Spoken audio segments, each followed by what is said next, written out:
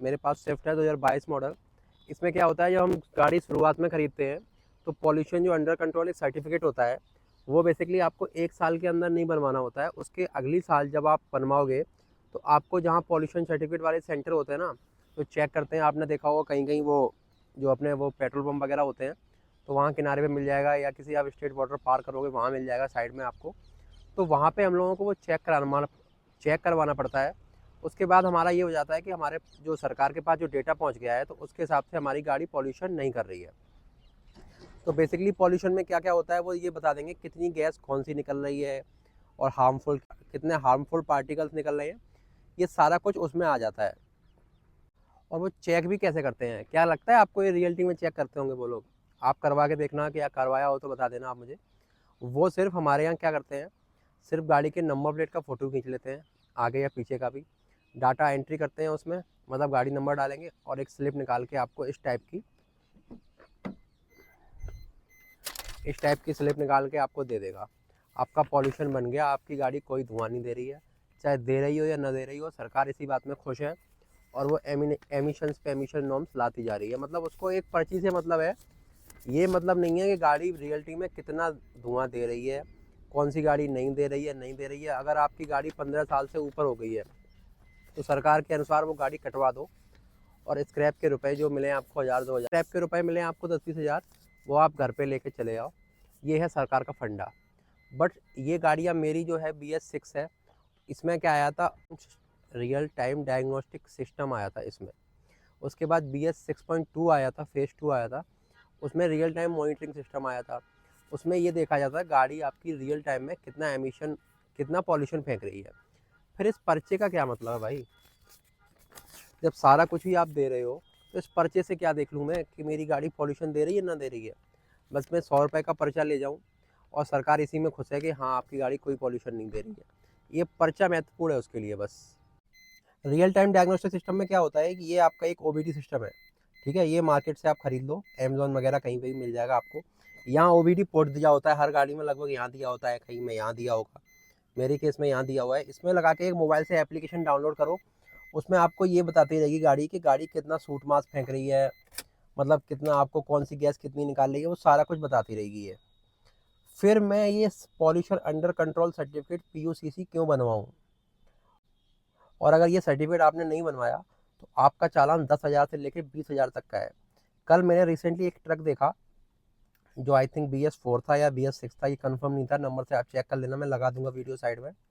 वो इतना धुआं दे रहा था, उसके पास भी पॉल्यूशन कंट्रोल सर्टिफिकेट होगा ही होगा।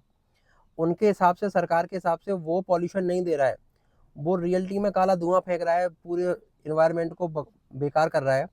उससे उन्हें कोई दिक्कत नहीं है। अगर आपकी गाड़ी 10 साल से पुरानी हो गई या 15 साल से पुरानी हो गई है, आपने बिल्कुल मेंटेन रखी है, उस गाड़ी में कोई भी प्रॉब्लम नहीं है ऐसी, सरकार के हिसाब से उस गाड़ी को आप कटवा दो। फिर चाहे उनको ऐसा करना चाहिए ना कि कौन सी गाड़ी धुआं दे रही है उसको कटवाना चाहिए, नहीं, आपकी बस 15 साल हो जाएं आप कटवा दो। ये कोई नियम समझ में नहीं आ रहा। अभी ये मेरी गाड़ी है, ठीक है, मैं अभी इसे दिखाऊंगा, मेरी गाड़ी बिल्कुल धुआं नहीं दे रही है, बट मेरी गाड़ी का PUCC एक्सपायर हो गया है।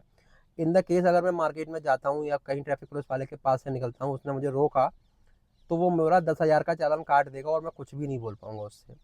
जब भले ही मेरी गाड़ी BS4 हो या BS6 हो, या रियल टाइम डायग्नोस्टिक सिस्टम लगा हो न लगा हो, सरकार के पास मेरा डाटा ऑलरेडी पहुंच रहा है नहीं पहुंच रहा है, उससे कोई मतलब नहीं है। आपके पास सिर्फ एक ये लेटर होना चाहिए, ऑनलाइन चढ़ा होना चाहिए लेटर ये। इस लेटर से ही वो सब पता लगा लेंगे कि आपका गाड़ी धुआं दे रही है कि नहीं दे रही है, जो कि बिल्कुल फेक है। अगर आप जाओगे PUC सेंटर पे, तो वो कुछ नहीं करते हैं, आगे फ़ोटो खींच लेंगे, चुपचाप डाटा एंट्री किया और निकाल दिया स्लिप, वो आपका पॉल्यूशन अंडर कंट्रोल सर्टिफिकेट हो गया। अब मैं गाड़ी स्टार्ट कर रहा हूँ, आपको दिखा रहा हूँ, मेरी गाड़ी बिल्कुल भी धुआं नहीं दे रही है, बिल्कुल नई गाड़ी है, क्या ही धुआं देगी, फिर भी मैं दिखा रहा हूँ। लेकिन बट ये सरकार के हिसाब से अगर ये एक्सपायर हो गया है इसका पॉल्यूशन अंडर कंट्रोल सर्टिफिकेट, तो ये चालान के कायदे में आती है, मतलब इसका चालान होना चाहिए। अभी तो मैं रैप करूँगा।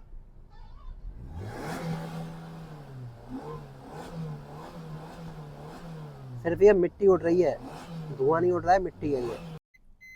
आपकी गाड़ी खूब धुआं दे, सफ़ेद दे, काला दे, नीला दे, कैसा भी धुआं दे, इंजन ऑयल दबा के पिए, उन्हें उनसे कोई मतलब नहीं है। सिर्फ एक सर्टिफिकेट बनवा लो 100 रुपये का, उनका काम स्टार्ट है, मतलब वो अपना सेटिस्फाइड है आपसे कि आपकी गाड़ी कोई भी पॉल्यूशन नहीं दे रही है, और बातें लंबी लंबी करते हैं ये लोग कि हम इतना फॉसिल फ्यूल कम कर रहे हैं, ये कर रहे हैं, वो कर रहे हैं, इतने लाख करोड़ों का घाटा हो रहा है, इतना फॉसिल फ्यूल नहीं आएगा, बायोफ्यूल पे गाड़ियाँ चलाएंगे, सीएनजी की तरफ प्रमोट कर रहे हैं, ईवी की तरफ प्रमोट कर रहे हैं, और यहाँ ये घोटाला चल रहा है, इसका कोई बात ही नहीं कर रहा।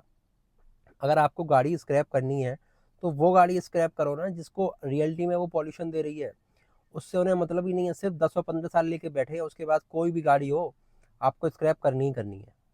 से और ट्रांसपोर्ट डिपार्टमेंट से एक यही गुजारिश है कि आप स्क्रैप पॉलिसी लाए हो, अच्छी बात है, बट उनके लिए लाओ ना जो रियलिटी में पॉल्यूशन कर रहे हैं, आपके नॉर्म्स में आते हैं। जो गाड़ियाँ हम लोग पुरानी गाड़ियाँ जो विंटेज कार होती हैं, अगर वो रखना चाहे आज की डेट में वो रख ही नहीं पा रहा है, क्योंकि आपने नियम ही ऐसे रख दिए हैं उनको सिर्फ घर में ही रखो। जबकि वो गाड़ी प्योर मेंटेन्ड है, वेल मेंटेन्ड है, उसमें कोई भी आपको इतना इंजन ऑयल का कहीं छींटा नहीं मिल सकता। वो गाड़ी आप स्क्रैप करा दो, कोई सेंस नहीं बनता ना। और जो मैंने देखा है कई केसों में, जो गाड़ियाँ अपनी मेंटेन नहीं करते हैं, बिल्कुल नई नई गाड़ी होती है, एक एक साल दो दो साल पुरानी डीजल गाड़ियाँ, वो इतना काला काला धुआं फेंकती हैं, और खासकर ट्रांसपोर्ट डिपार्टमेंट में, और ये इतना आपका ये जो कॉमर्शियल सेक्टर है इसमें, और ये जहाज़ों के इंजन होते हैं इसमें, और जनरेटर वगैरह इनमें, ये इतना सारा फ्यूल बर्न हो रहा है डीजल, वो इतना सारा काला धुआं फेंक रहा है एनवायरनमेंट में, उससे आपको कोई फ़र्क नहीं पड़ता।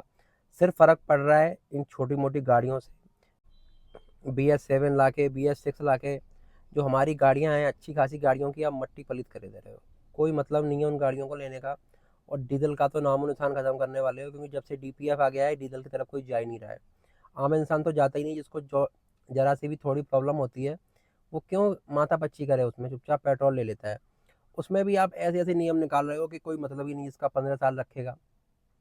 गाड़ी हमारी है यार, हमने प्यार से रखी है, उसको मेंटेन करके रखा है। क्यों ना क्यों कई गाड़ियाँ ऐसी होती हैं जो इमोशनली अटैच होती हैं इंसान से, वो भी उसको मजबूरन स्क्रैप करानी ही पड़ेगी।